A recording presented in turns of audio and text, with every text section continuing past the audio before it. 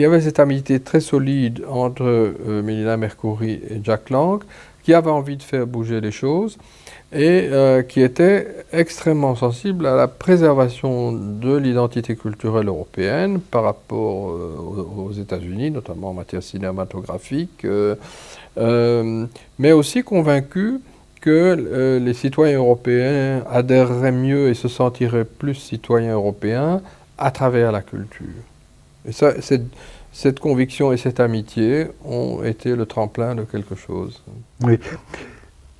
On ne peut pas dire que la culture, au début des années 80, vous venez de le rappeler, au fond, dans cette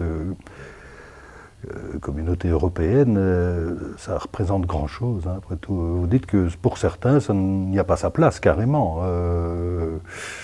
Alors qu'on est peut-être un peu loin de ça aujourd'hui. Hein, on se dit, après tout, maintenant, c'est tout à fait légitime, effectivement, d'essayer de promouvoir quelque chose de cet ordre-là. Mais ça n'a pas été tout seul, quoi. Ça n'a pas été tout seul du tout.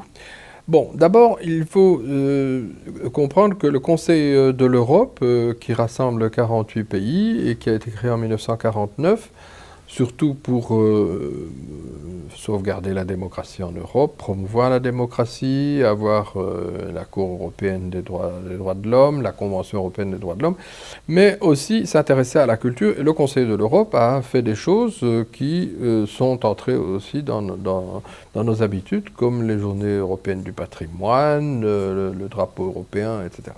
Bref.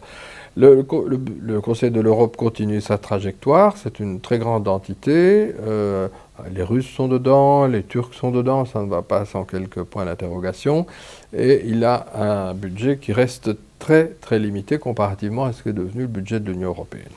Mais avec le traité de Rome, le traité instituant la communauté économique européenne, on n'inscrit aucun article sur la culture.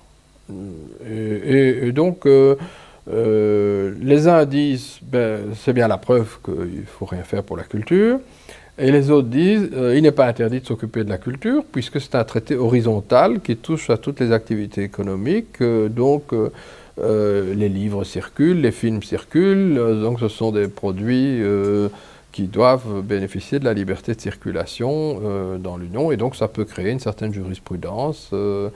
Et donc la culture s'est infiltrée comme ça, c'est-à-dire dans les faits...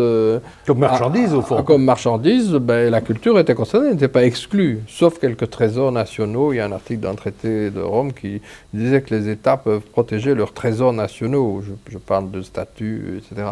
Bon, de peinture. Donc, alors le Parlement européen, le jeune Parlement européen, fait pression et il dit... Il adopte des résolutions, et il dit à la Commission il faut faire quelque chose quand même de spécial pour la culture. Et la Commission produit quelques communications dans les années 70 pour une action culturelle des communautés, etc. Mais ces communications doivent être transmises au Conseil des ministres, donc de représentants des gouvernements des États membres, qui ne donnent pas suite, tout simplement. Il dit laissez-nous tranquilles. Bon. Donc, il faut comprendre aussi que pour beaucoup d'États membres, la culture, ça fait partie vraiment du sanctuaire national. C'est le cœur de l'expression de l'âme nationale, de l'identité nationale. Et du coup, les grands fantasmes qui disent que si on transfère des compétences culturelles à l'Europe, eh bien l'Europe va homogénéiser tout, les particularités culturelles vont disparaître, on ne va plus respecter la diversité culturelle, le grand fantasme. Bon. Oui, on n'en est pas tout à fait sorti, hein, non, parce que finalement, avec le traité de Maastricht qui est adopté en 1992 et qui entre en vigueur l'année suivante, la volonté conjointe de François Mitterrand, d'Helmut Kohl et de Jacques Delors et de quelques autres fait qu'on insère un article sur la culture dans le traité, qui donc est une base juridique pour faire des programmes. C'est comme ça que vous avez le programme Culture 2000 depuis l'année 2000, maintenant 2007, le programme Culture 2007, maintenant ça s'appelle Europe créative, dans lequel vous avez le programme Média qui était un peu plus ancien et le programme Culture qui permet de financer une série de choses. Mais les capitales européennes de la culture sont antérieures parce que c'était une décision intergouvernemental, donc du Conseil des ministres. C'est la première décision vraie qu'a pris le Conseil des ministres de la Culture en 1985. Et il n'était pas indispensable d'avoir une base dans le traité, il suffisait de dire que les ministres ont décidé, donc les gouvernements sont d'accord. Ben, il fallait évidemment obtenir que tous les gouvernements soient d'accord.